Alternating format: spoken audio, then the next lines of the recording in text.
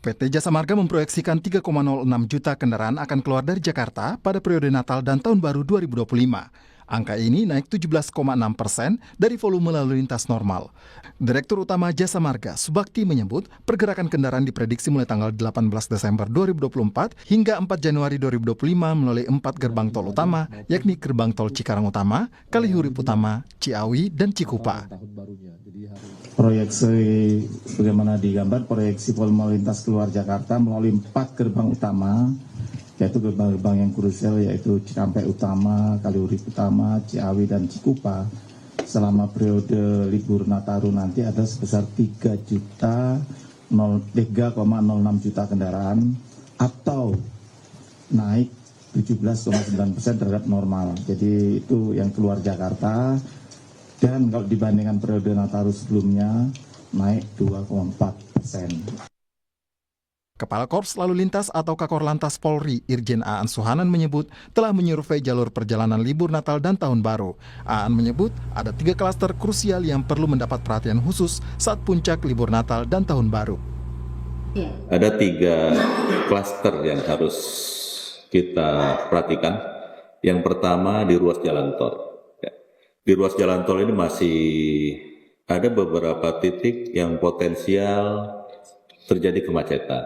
Kemudian yang kedua di jalur penyeberangan, ya, terutama ada 2 titik jalur penyeberangan yang menjadi konsen kita karena menurut survei kita, kemudian data empirik, ya, histori, ini dua penyeberangan ini yang menjadi titik krusial. Yang kemudian klaster yang ketiga ada di jalur arteri dan jalur wisata. Ya. Kenapa? Karena menurut survei 40 sekian persen lebih, ya, yang dari 110 juta masyarakat Indonesia itu 42% akan melakukan perjalanan wisata. Kementerian Perhubungan memprediksi sekitar 110 juta orang akan bepergian selama libur Natal dan Tahun Baru.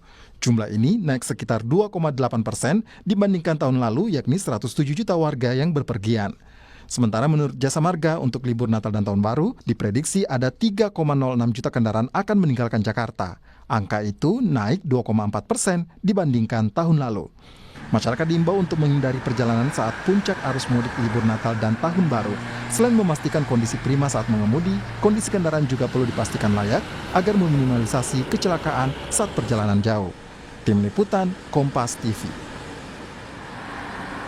Lalu apa saja yang patut diwaspadai dari 3 klaster potensi kemacetan saat libur Natal dan Tahun Baru? Malam hari ini kami ada narasumber yang langsung memantau di ruas jalan tol di Pulau Jawa, terutama di Jawa Tengah dan Jawa Timur. Ada Pak Joko Setiowarno, Wakil Ketua Umum Pemberdayaan dan Penguatan Wilayah Masyarakat Transportasi Indonesia. Malam Pak Joko. Selamat malam. Oke, nah kami juga sebenarnya sudah mengundang malam hari ini Kakor Lantas Polri untuk bergabung, namun yang bersangkutan belum bisa hadir saat ini dan kita akan coba hubungi nanti lain waktu. Pak Joko, kalau Anda pantau langsung di lapangan, saya tahu Anda lagi langsung di ruas jalan tol ini.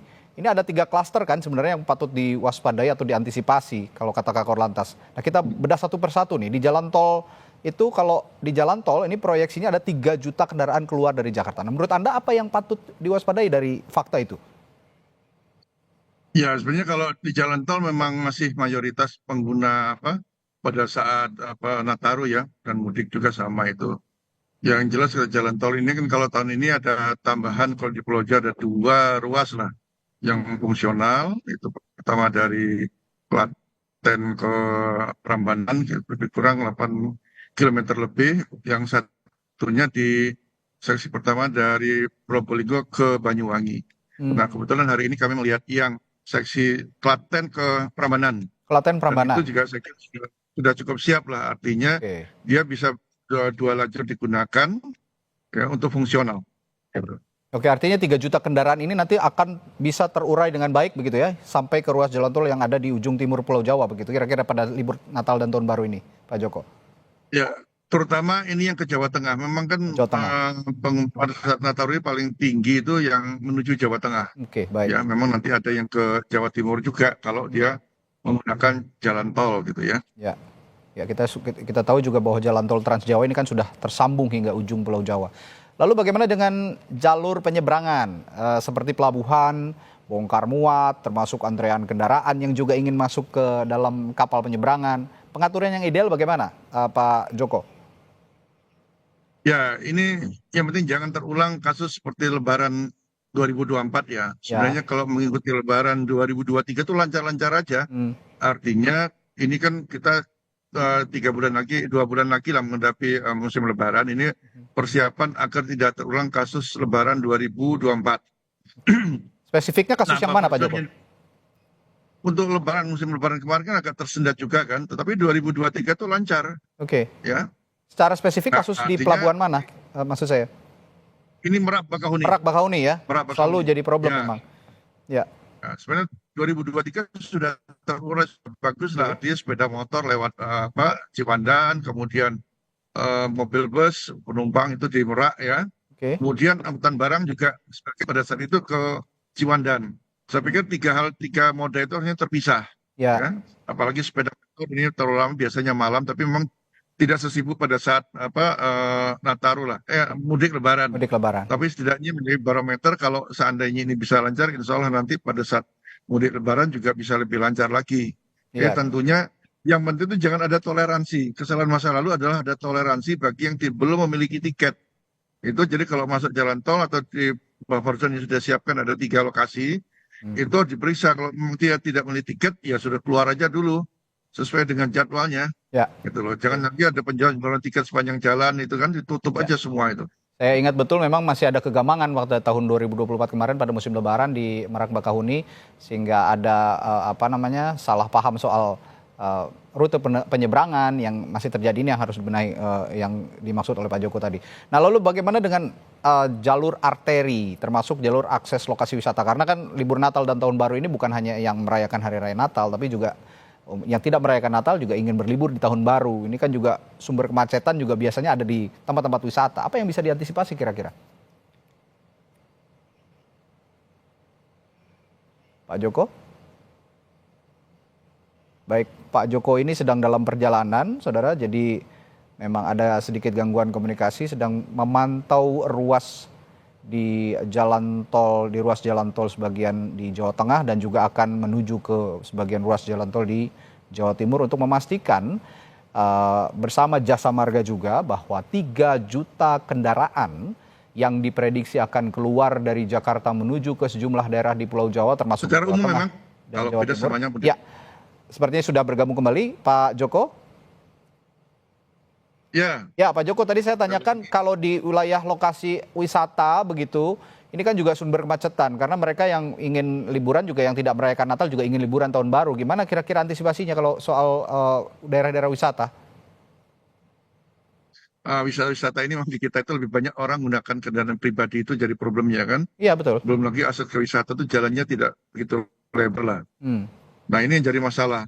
Jadi ya memang harus antri juga. Memang dari wisata terutama pegunungan, dari bukit-bukit ini harus diantisipasi. Artinya kalau menggunakan kendaraan bus umum itu carilah bus-bus yang sudah KIR, yang resmi, kemudian dia juga ada izin dan sebagainya. Ini harus diperhatikan dari kesiapan kendaraannya, juga pengemudinya. hmm, Ya, karena pengemudi juga harus mengetahui jalur-jalur yang akan dilewati ya, dan pengemudi juga jangan satu lah, ya, minta 2 orang ya oke. biar tidak terlalu lelah karena sering kecelakaan itu karena sopirnya lelah gitu. Mengantuk, betul. Jadi route knowledge juga harus benar-benar dipahami oleh pengemudi, kira-kira begitu. Nah, ini volume kendaraan juga kan diprediksi meningkat sebenarnya tiap tahun, terutama di musim-musim liburan seperti mudik Lebaran dan sekarang libur Nataru gitu. Kira-kira masih perlu ada pembatasan kendaraan barang gitu, misalnya angkutan yang melalui jalan tol supaya lebih lancar lagi, atau sebenarnya cukup-cukup saja, tidak perlu ada pembatasan, Pak Joko? Saya kira kalau seperti ini, kalau kendaraan pembatasan masih dimungkinkan untuk tidak dilakukan ya. Hmm, Apalagi kan sepeda motor kan tidak begitu banyak untuk perjalanan jarak jauh. ya. Lainnya pada saat mudik memang sepeda motor cukup banyak untuk jarak jauh kan. Kalau seperti ini kita berkata jarak jauh nggak ada lah sepeda motor. Sangat minim sekali. Mhm. Ya, biasanya lokal-lokal aja. Oke, Jadi untuk kendaraan berat saya pikir masih memungkinkan, apalagi penyeberangan Merak Bakahuni itu juga dia punya pasangan 3 pelabuhan yang berbeda. Jadi Oke. biar aja tetap berjalan untuk kendaraan berat, terutama mungkin kalau di Batavia tidak masuk tol lah, tapi di jalan non tol dia masih bisa Oke, dibolehkan. Gitu. baik. Terakhir Pak Joko, kita ketahui juga ini sekarang kan musim penghujan, cuaca buruk juga sering terjadi di mana-mana. Kita tidak berharap tentunya ada kecelakaan-kecelakaan yang disebabkan oleh cuaca buruk. Tapi antisipasinya, imbauannya terutama untuk transportasi umum, kelaikan kendaraan umum ini bagaimana menatanya di musim penghujan atau cuaca buruk seperti ini? Ya, yang jelas itu kalau kendaraan-kendaraan bis akap itu kan sudah ada rem cek ya, tapi kalau untuk bis wisata, makanya ini warga masyarakat kalau menyewa bis wisata benar-benar perhatikan kondisi kendaraannya. Ada care, kemudian ada perizinan dan sebagainya, dan kesiapan pengemudinya juga. Itu harus diperhatikan karena masih terdapat juga beberapa bis wisata yang tidak berizin, Ya, tidak care dan sebagainya. Itu jangan dilihat murahnya, tapi kita melihat sisi keselamatannya. Paling perbedaan tarifnya nggak seberapa kok antara bis yang care berizin dan yang ya, tidak itu kan. ya. Tapi yang penting bagaimana kita bisa berangkat dan bisa pulang dalam berwisata itu yang harus Oke. diperhatikan. Oke, dan kuncinya jangan ada kompromi bagi yang menyalahi aturan. Itu tadi kunci yang kata kunci yang dikatakan oleh Pak Joko ya Pak ya. Baik, terima kasih Pak Joko Setiawarno telah berbagi informasinya dan hati-hati saat di jalan juga. Ini Pak Joko sedang memantau ruas jalan tol untuk persiapan Natal dan Tahun Baru. Hati-hati dan sehat selalu Pak Joko, sampai jumpa lagi.